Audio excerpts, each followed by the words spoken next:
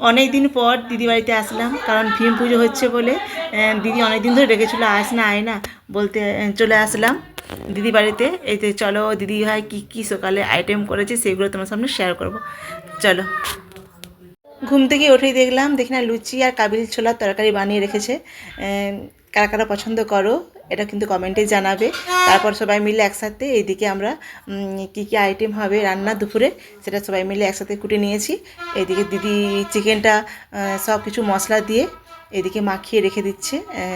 মাংসটা আগে থেকে মাখিয়ে রাখতে হয়। তারপর ভাই দেখি না আইসক্রিম নিয়ে এসেছে। আমি বলি কী ঠান্ডা ঠান্ডায় আবার আইসক্রিম নিয়ে এসছে। বঞ্জি বললো দেখো আলুটা সেদ্ধ হয়েছে না কি মাসি তুমি খেয়ে দেখো, বলতে খেয়ে দেখলাম আলুটা পুরোপুরি সেদ্ধ হয়ে গেছে। তারপর কী কী আইটেম হয়েছে দেখো। এদিকে হয়েছে পেঁয়াজ কলি দিয়ে আলু দিয়ে ভাজা হয়েছে। এগুলো আমার খুব ভালো লাগে পেঁয়াজ কলি আলু ভাজা। এদিকে ডাল হচ্ছে দেখো ডাল হয়ে গেছে, কারণ ডালটা আমার বড় জামাই খুব পছন্দ করে তার জন্য ডাল হয়েছে। এইদিকে আবার চাটনি, এটা তেঁতুল দিয়ে আর টমেটো দিয়ে চাটনিটা বানিয়েছে আমার বোনজি, খুব সুন্দর লাগছে কিন্তু। আমি খেতে গেলাম। এদিকে এখন দেখো চিকেন হচ্ছে, কারণ অনেকটাই বেলা হয়ে গেছে। বলে দেখো কেমন ভিডিওটা হয়েছে তোমরা অবশ্যই কিন্তু কমেন্টে জানিয়ে। তোমরা ভালো থেকো সুস্থ থেকো, টাটা।